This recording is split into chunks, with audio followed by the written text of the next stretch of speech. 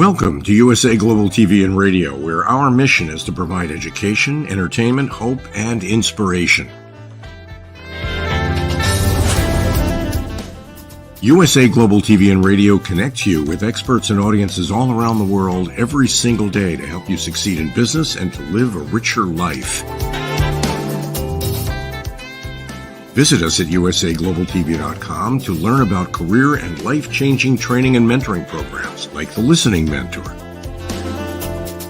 Subscribe to our newsletter to stay informed about our special programs and offers. Discover how you can become a guest on one of our shows or a host or producer of a USA Global TV and Radio show of your very own. That's USA Global TV and Radio, where the doctor is always in.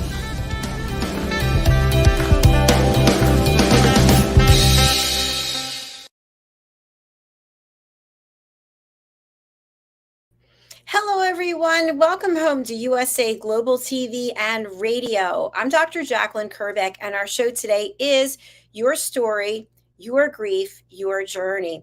And sadly, we're coming to an end here today on this show as the star of our show, Mr. Doug Lawrence, leaves us to go on to the next chapter where he is helping people all over the world as an international certified mentor and an international award-winning best-selling author. Our topic today is how do I prepare for my healing journey, which I think we could even extend to how do I prepare for any journey, because a journey starts in some place and then it continues on for some period of time. We're very quick in life to want to rush to get to do something, and we want things to change right away. We don't want to go through the pain. We don't want to go through the experience, but yet that's part of where the key learnings are. So let's welcome the star of our show, Mr. Doug Lawrence. Hello. Hello, and hello to our viewing and listening audience all across the world. Thank you for being part of our show today, and especially for today, because today is a sad day, as it is my last day as co-host with Dr. JACALYN of Your Story, Your Grief, Your Journey, and we're going to try and give you, and not try, we'll give you some takeaways from our conversation today, and hopefully that will spur you to go on to do bigger and better things as you begin or continue your journey. Outstanding. Thank you, Doug. And again, it's been an honor to be here with you. We've had so many great conversations on this show and stories of hope, inspiration, and overcoming adversity. And the funny thing is that we just met through you coming on to do a show. And you just never know where things are going to go. So I always want people to be open when you think about connecting with someone. And I want everyone to go to your LinkedIn and connect with you, and also to purchase your books. And we've got your information right there. So Doug, I know we're going to talk about a healing journey. Something that I just wanted to bring up. I shared with you that I started the 75 Hard, which is this mental warrior process of literally torturing yourself and putting yourself in very uncomfortable situations to see mentally how you can handle it. And part of what you have to do is read, and you have to read 10 pages every day. And I was reading how people want to get to the end before the 75 days. And I thought to myself, I don't want to do that, because I'll still be the same. I'll still be who I am right now. So in order to get there, I have to make the sacrifices and do the journey. But when it comes to a healing journey, it's a different kind of thing, or is it? Just listening to what you were describing, to go through the program that you're going through, you have to be able to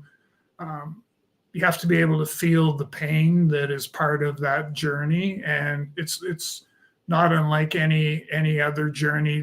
When you think of it, I'm going to take a journey and go on a summer holiday. Well, there's pain that I'm going to have to experience, because I'm going to have to go through the whole concept of figuring out what is it that I'm going to take, and what do I do if I don't pack what I probably need to pack, and all sorts. And it's a different sort of pain, I guess. But in most situations, it's kind of like, you have to do the time in order for everything to fall into place for you. But I don't think we can go on a journey without there being some sort of pain that we have to experience. Very true. I think one of the significant differences in just the two things that we're talking about is that I've chosen to do this. But when you lose someone, that's not something that you choose, but you have to choose the ability to heal. And one thing that comes up for me, and I'd love to have you comment on this, is as humans, so often we want that easy button. We want to do whatever is the easiest possible thing. Let me just stay where I am. Let me put a blanket around. Let me crawl into bed. Let me put the covers over my head. But that's not going to help anything. Now, if you do it maybe for, I don't know, 5 minutes, 10 minutes to get yourself together. What has been your experience? You've worked with a number of people who have gone through a grieving journey. You yourself are going through a grieving journey. Is it okay? And again, I'm not going to use the word should, but when we decide to check out and just retreat, is there a time limit that we should say, okay, I'm going to give myself an hour to have a pity party and then I'm going to be productive? What are your thoughts?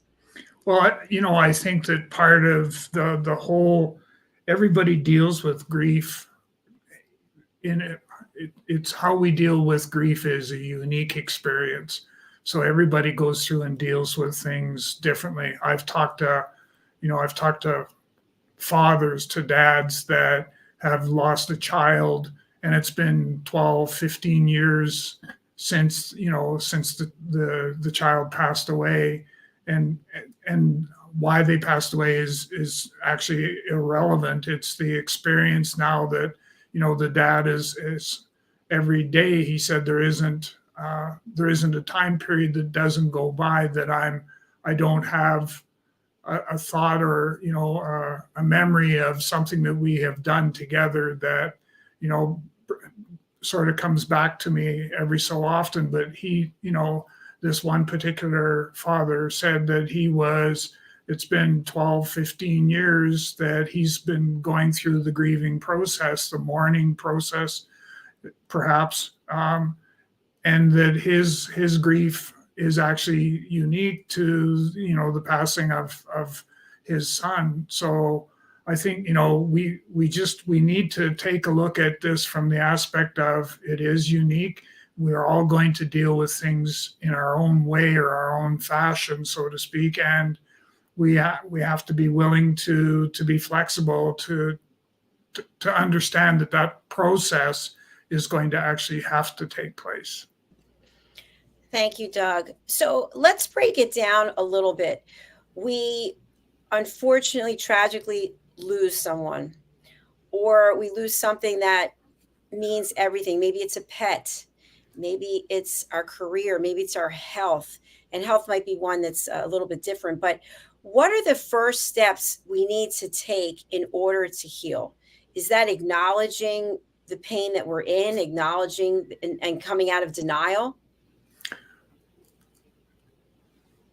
Part of the process is obviously being able to be in a place where you can actually acknowledge that your loved one, your pet, whichever, has passed on, and that now you will be faced with, and it's not going to happen today and it may not happen tomorrow, but that you're going to be faced with the stark realization that I now have an emptiness that I may want to try to fill, but I may never be able to fill with the passing of that loved one. And I know, like for myself, I'm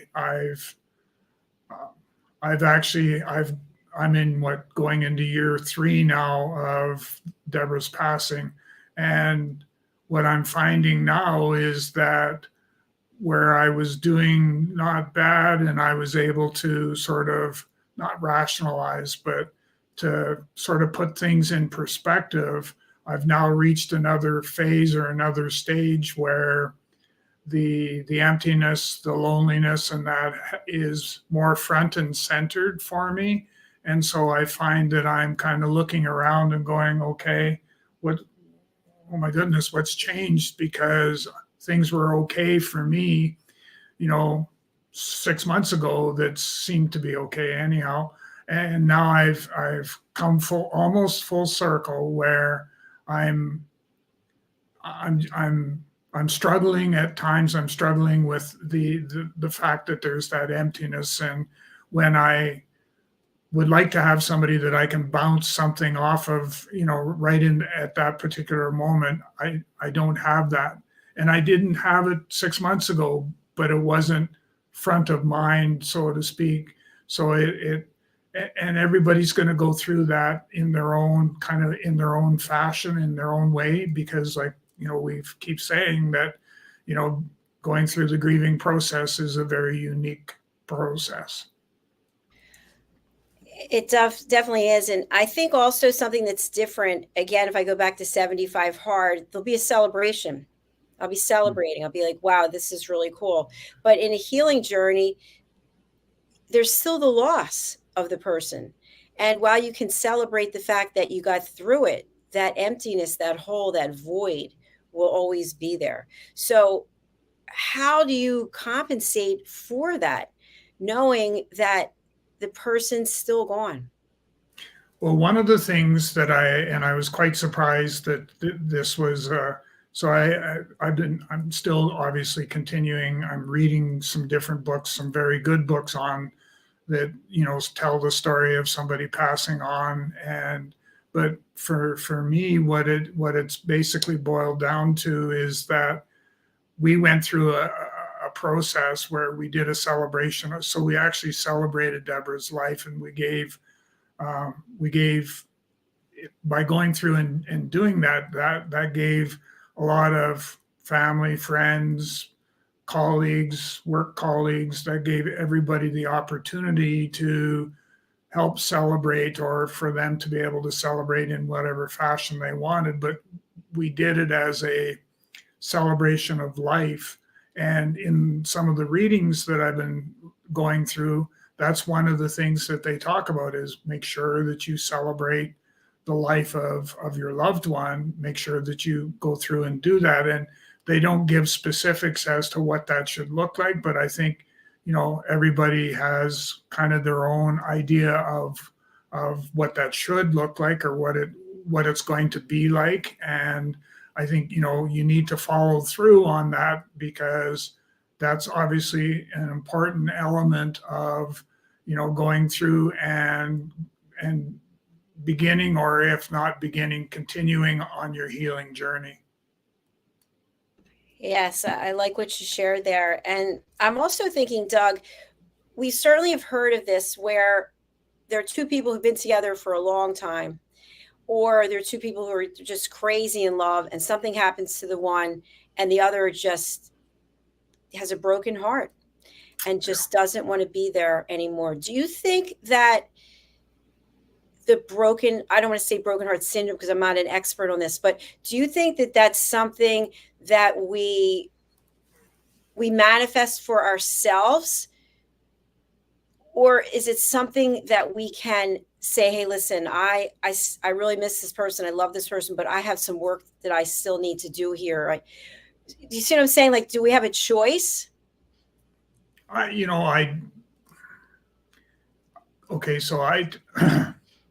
Excuse me, I take a look at what we're coming up now on July 8th. It would have been 45 years of marriage. And there are now, there's things we had talked about accomplishing and doing, and there are things that were going to happen, but now won't, because, that part's missing, so you end up with what you need to take the time to celebrate that relationship, that partnership of, in our case, 45 years, and be able to, to be able to sort of put it in perspective that, just because Deborah's gone doesn't mean she's gone. If you can kind of follow my rationale, is that she's always there with me, and I'm able to, call on her from time to time to be able to help me deal with or guide me in whatever direction that I have. But not everybody has that. And you mentioned it earlier, was that, that relationship of pure, intense love that is unmatched by anything else. And,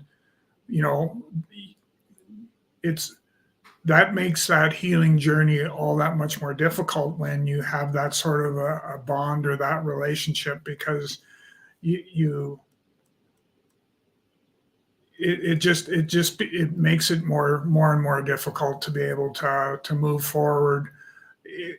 It will lengthen the amount of time that it's going to take for you to begin and start and get on the healing journey, on that journey that you need to take. And it's just going to prolong how sort of the speed at which you're able to move forward. Yeah, I appreciate that. And I'm also wondering, many times we lose more than one person. I just spoke to somebody who lost 4 people in a year. I mean, that to me is just, it seems incomprehensible that we'd be able to carry on and actually have some kind of quality of life knowing that 4 people so close to us are gone. Well, and rightly or wrongly, one of the things that I would always do is, when I see situations where there's been multiple losses, is to sort of, one of my first questions is, why did that have to happen?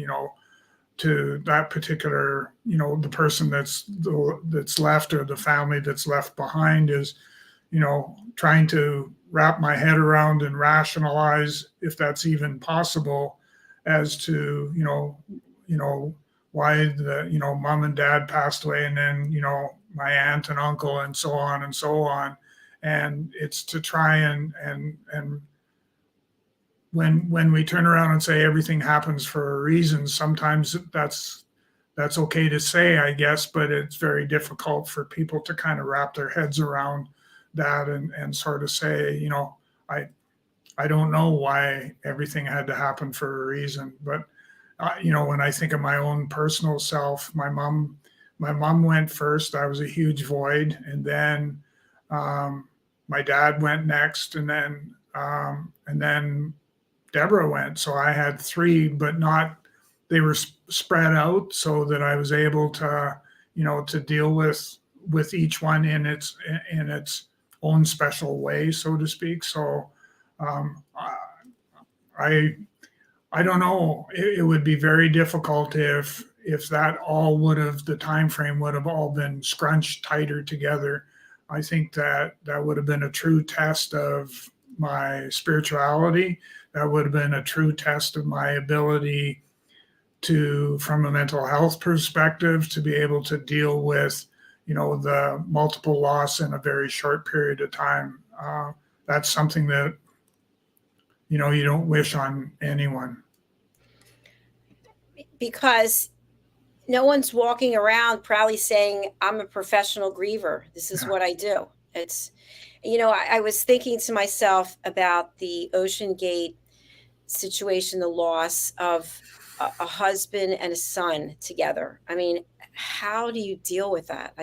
Not to mention the other people who lost their families, obviously, but you lose 2 family members the same time. And we can look healed on the outside. We can put on a smile. We can immerse ourselves in the things that we're used to doing, but yet inside there is a brokenness. And I'm just wondering, based on your experience personally and professionally, if there is someone, I just mentioned that someone lost 2 people, is that healing journey different? How do you know how much time to spend on each one? I mean, I don't know. So many questions.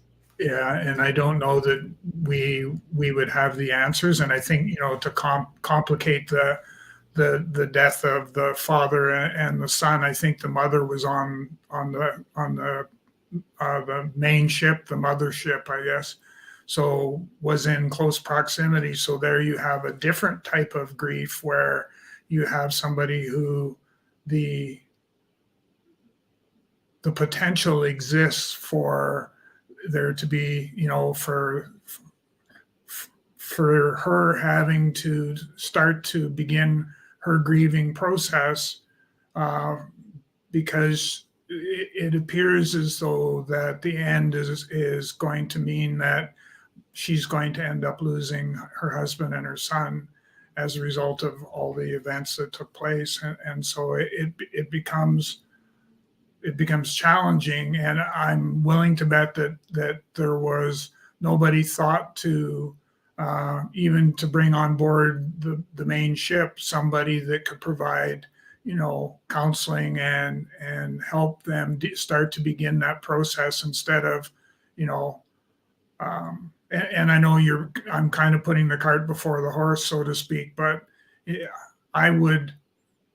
that would be something I would want, is to have somebody I could turn to and say, well, if the end result is that I lose both my husband and my son, how am I going to deal with that, and start that conversation, that grieving process.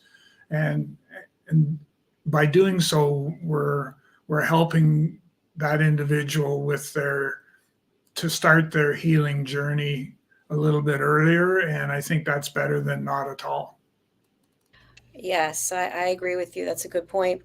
I know myself, not knowing any of those people, I'm terrified to go underwater, by the way. You could never pay me but to think about what they went through before it happens. And it's still like, I can't even think about it. It's so painful. I can't even imagine if you're one of the family members or the friends. It's just, so my next question is, I know people, when they've lost someone, that they've turned to prescription drugs. And I'm just wondering what your thoughts are. Is there a place for that? Or is it kind of, prayer, God, universe, spirit, whatever it is? What are your thoughts based on your experience? Well, to be truthfully honest, I'm not a huge fan of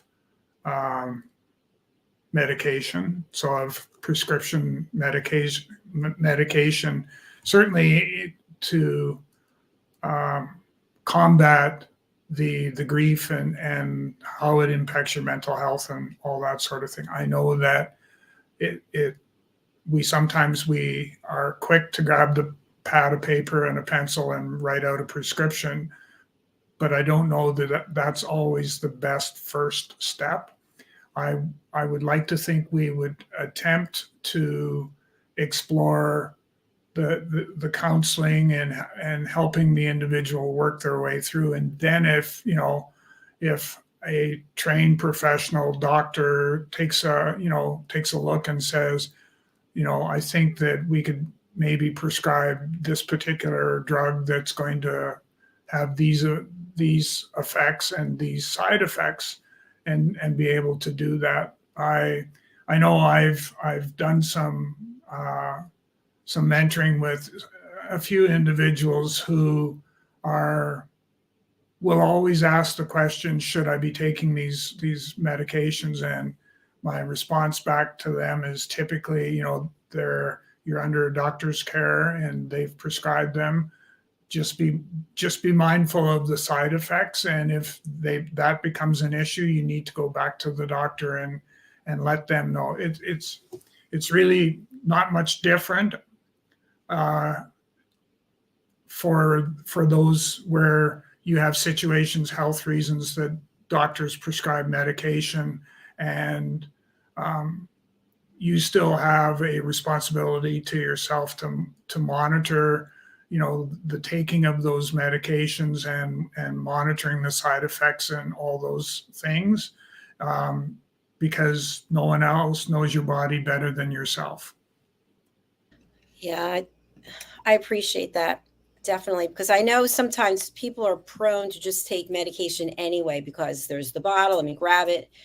So this next question, it might be a little more in depth, so feel free to take some time, is you lose the person and you are at odds with them, or you have this, because I know people this has happened to, this tremendous amount of guilt because something was unresolved and now it can never be fixed. And maybe in this one case, and I'm thinking of, the person had several months to address whatever the issue was, and then their sibling was tragically killed, and the person was literally ruined after that.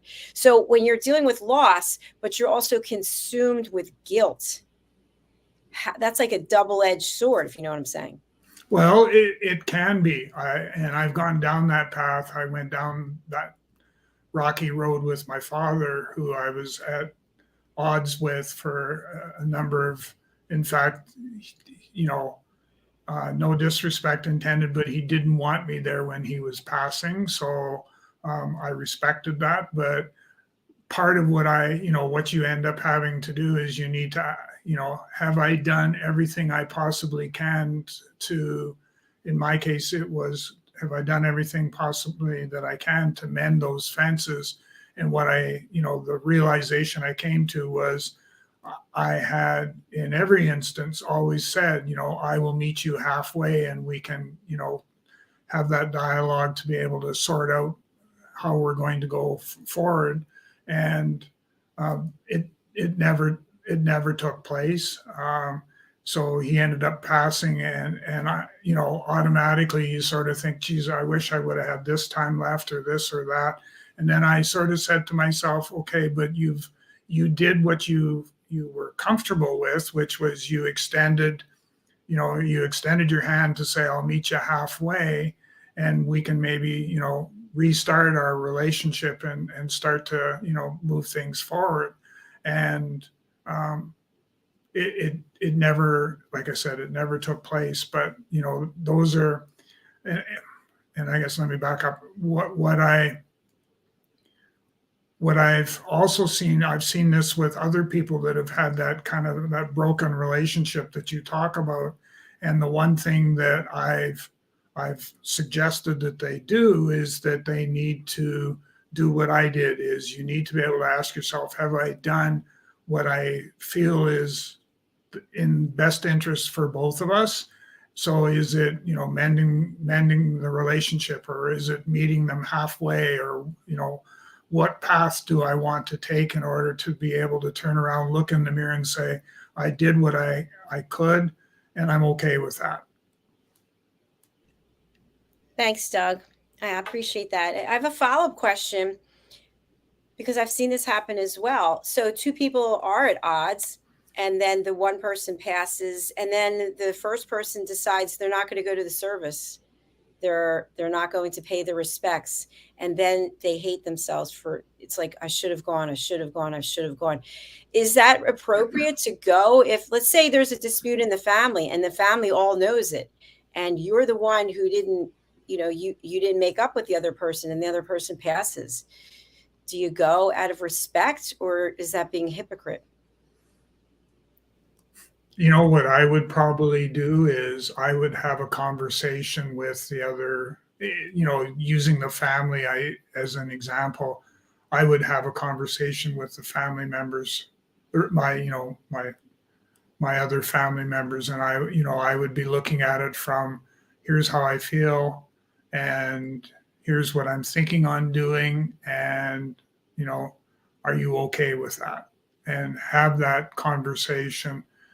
Ideally, the sooner the better. For my liking, in any event, is the sooner that I'm able to have that conversation, the better off it is for everybody.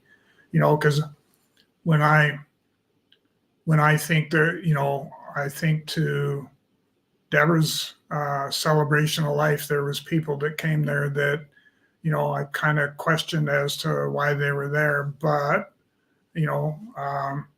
not my call. And she may have had a relationship or something with them, but from my perspective, I'm kind of going like, I'm not quite sure why you're here, but you're here. So it's I think what we need to be able to do is we need to be able to, in a lot of cases, and now that I hear myself say all those words, I kind of go, that's really not my call, because everybody that, people that came to a celebration of life are there for a particular reason.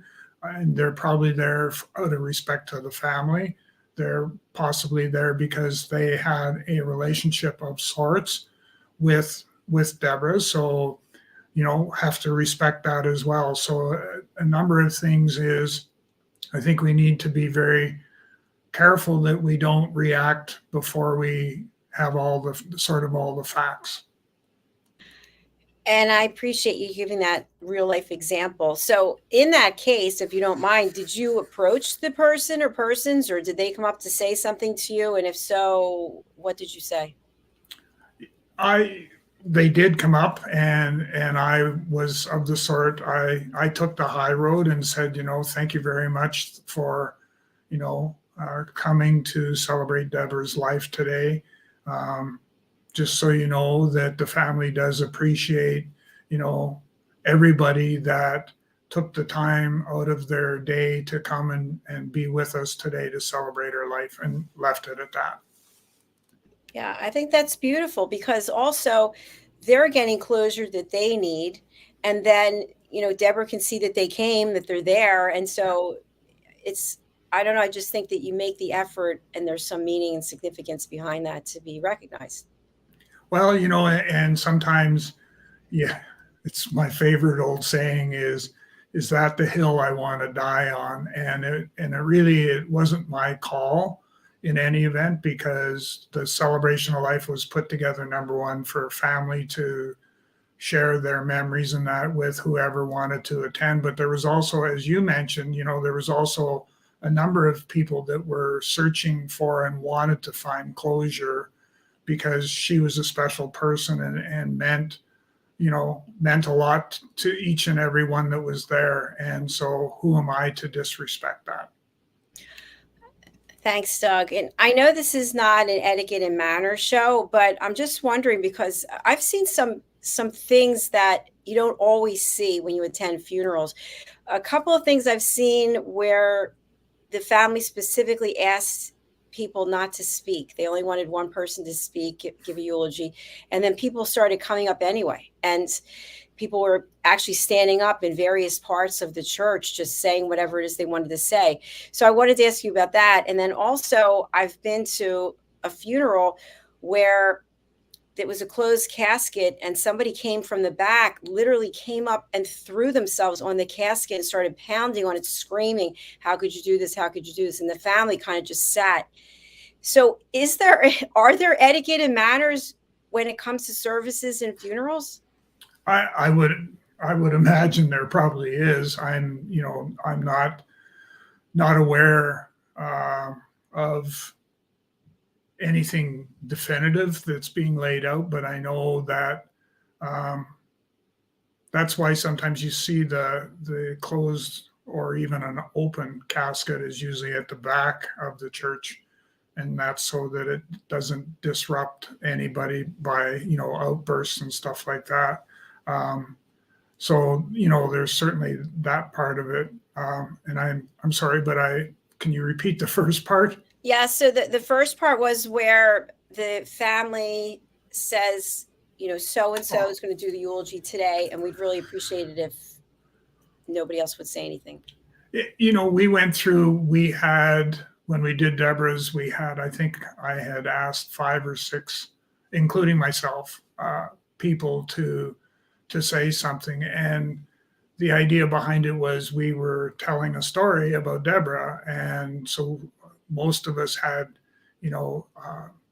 experiences and stuff like that we wanted to share. So people got a deeper understanding of Deborah, but we didn't have anyone, nobody approached me anyhow to say, can I stand up and say something? And we didn't ask the question, because I think the celebrant that overseen the service, the celebration, had asked that question. Do you want to open the floor? And I said, I don't think we need to, because I think what's being pulled together by immediate family and a couple friends and I think 2 co-workers. I said, I think that's sufficient. And if somebody has a story, they can share that story afterwards, with people in smaller groups. And that's kind of what we did. Yeah. And I think also you bring up a really good point, because it is a celebration of life. It's a service, but it's still an event that's confined to a certain amount of time because the funeral home is still running a business or whatever it is. And when you don't have any rule in place, it could be hours of people, which is great. We love to hear that, but it can't be in that venue. No, and we were fortunate enough that we were in the hotel that Deborah used to work in. So we weren't under any specific, time constraints and stuff like that. But we had been very clear about the time frame that we were, at a certain time, people were going to be, it was going to be suggested, okay, we're going to be wrapping up, and the audio visual people came and started to take the live streaming down, and the hotel started to clean up the dainties and the coffee and all that sort of stuff. And so it was okay, folks, if you want to stay, you're going to be in an empty room. So, start to plan your exit strategy, so to speak. But everybody was great that way, that, there was we stayed back. And so for me, I stayed back to help with the cleanup and stuff like that. And for, with the exception of one or two people, everybody transitioned out of that particular area and chose to go wherever they wished to continue their celebration of Deborah's life someplace else. Wow, we've covered a lot of ground today. How are you feeling? Good. Good. That makes me happy. I'm happy. So we've got about 5 minutes left, and I'm going to just turn it over to you to share whatever you want to share with our audience. Maybe if it's about how they can heal, maybe it's about something else in your journey that you want them to know. Maybe it's about your books. It's about what you're going to be doing. Anything that you want to share, please take this time. Yeah. I think that for our listening and viewing audience, that I hope that you take away from today that your grief, if you've lost somebody, that your grief is indeed truly unique, and you need to, do what's right for you. And part of that, I hope, will be to have a support structure in place that's going to help you deal with the grief and with making sure that your mental health is being treated as well, that you're looking after that. At the end of the day, you want to make sure that you take care of number one, and that's, certainly yourself. And, I hope that over the course of the times that we've been meeting and getting together, that you realize that it's okay to, to mourn. It's okay to cry. It's okay to ask for somebody to be part of your journey, and to reach out and, extend your hand and say, I need help, and be able to do that. So those are some things, some takeaways for you. I just wanted to share what we talked about on the other show, and that's that today, just to confirm for everybody, is that today is my last day as co-host with Dr. JACALYN for Your Story, Your Grief, Your Journey. And I'm forever grateful to Dr. JACALYN and the USA Global TV and Radio family for the opportunities that I have been presented. Dr. JACALYN, I want to thank you personally for your leadership and guidance, as I've learned so much during our time together. It is because of your leadership and guidance that I'm continuing my journey of making the world a better place to be. I have been provided with an opportunity to expand the bereavement support that I'm providing today, and to make sure that no one is left on the island by themselves as they continue their healing journey, whether it be mental health or grief. You and I worked well together and still do, and I'm confident that our paths as healers will cross once again very soon. And again, my very, very sincere thank you. Wow, thank you, Doug. I'm overwhelmed with emotion. I'm just holding it together here, but you have brought so much to this platform. Your professionalism, your passion for your topics, your sincere dream of each person having a better quality of life and making yourself available, telling people that they're not on an island by themselves, that don't be consumed with fees and costs and whatnot. So I'm just thrilled that we had this opportunity because I've really enjoyed it. And to your point, we will be doing something else again in the future. I don't know what it is, but we were brought together for a reason. I agree 100%. So as we close out, would you like to read from your book? I think we're good. Okay. I think let's end it where we are right now. All right, thank you. And so for all of you out there, you can contact Doug. He's still around. You can still find him. You can also go over to our YouTube channel and watch all of the shows over there on USA Global TV and radio. Doug, I wish you all the best. You and I will be in touch. This is not the end for us, but for people who are out there, you can still find Doug. You can go over to LinkedIn. You can go to his website. You can email him. You can purchase his books. So let's show him how much we appreciate him being part of this family. Thank you very much. Thank you. All right, folks, we're signing off for now. Thank you again for being here, and I look forward to seeing you again for our next show. Bye, everyone. Bye. Bye-bye.